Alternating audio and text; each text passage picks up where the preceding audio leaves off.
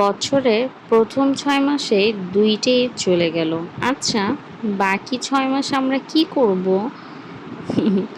যাই হোক, দেখতে, দেখতে আমাদের দ্বিতীয় ঈদ কোরবানির ঈদটাও চলে গেল, তাই না? একটু দেরি হয়ে গেল ঈদের ব্লগটা আপনাদের সাথে শেয়ার করতে। এটা ছিল চাঁদ রাতের একটা ভিডিও। তো তেমন কিছু ক্লিপ নেওয়া হয়নি।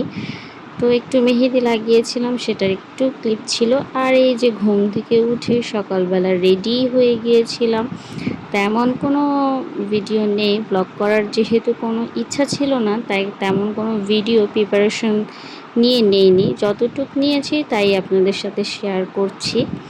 তো রেডি টেডি হয়ে আমরা বের হয়ে গেলাম, শাশুড়ি মার বাসায় যাব।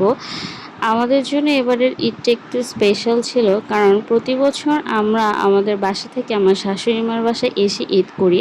তো এখন যেহেতু পাশাপাশি বাসা হয়েছে, তাই আর শাশুড়ি মার বাসায় এসে ঈদ করা হয়নি। নিজের বাসা থেকে রেডি রেডি হয়ে চলে আসলাম। প্রথমবারের মতো নিজের বাসায় ঈদ করেছিলাম। তো এসেই দেখি শাশুড়ি মা সব কিছু বরাবরের মতোই রান্নাবান্না করে রেখেছিল।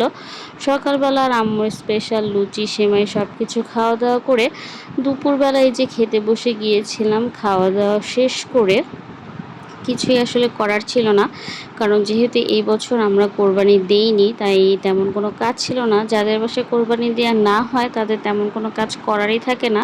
কোরবানি দিলে আসলে অনেক কাজ থাকে, তো কি আর করার, কিছুই করার নেই। দুপুরবেলা আসলে খাওয়া দাওয়া শেষ করে কিছু আর কি করব, বোরিং হচ্ছিলাম ঘরে বসে। তাই আমাদের বাসায় আমরা এসে একটু ছাদে আসলাম। তো ছাদে এসে চিন্তা করলাম একটু ছবি টবি তুলি। আর যেহেতু ঈদের দিন প্রচণ্ড গরম পড়েছিল, তাই ঘরে আসলে একটু দম আটকে আসছিল। তাই ননদিনীকে নিয়ে, হাজব্যান্ডকে নিয়ে ছাদে চলে এসেছিলাম। তো বিকেলবেলা খুবই সুন্দর একটা পরিবেশ ছিল ছাদে। ঘরের ভিতর ভালো লাগছিল না। আর ঈদের দিন যেহেতু কিছুই করার থাকে না, যারা কোরবানি দেয় তারা তো মাংস নিয়েই ছোটাছুটি বা ব্যস্ত থাকে।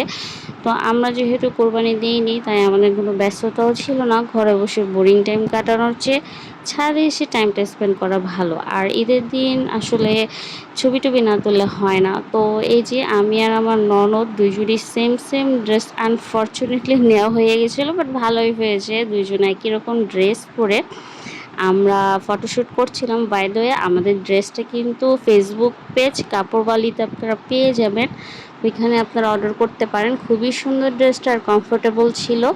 তো কি করার, তো হঠাৎ করে মনে হলো যে একটু বাইরে যাই, খাওয়া দাওয়া করে আসি, একটু ঘুরে আসি ঈদের দিন।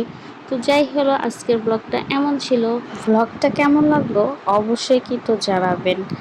আর ঈদের দিনে কিছু সুন্দর সুন্দর মুহূর্ত আপনাদের সাথে শেয়ার করলাম। ব্লগটা ভালো লাগলে অবশ্যই লাইক, কমেন্ট আর শেয়ার করে যাবেন। আর আমাদের সবার জন্য বেশি বেশি করে দোয়া করবেন। সবাই ভালো থাকবেন, সুস্থ থাকবেন। আল্লাহ হাফিজ।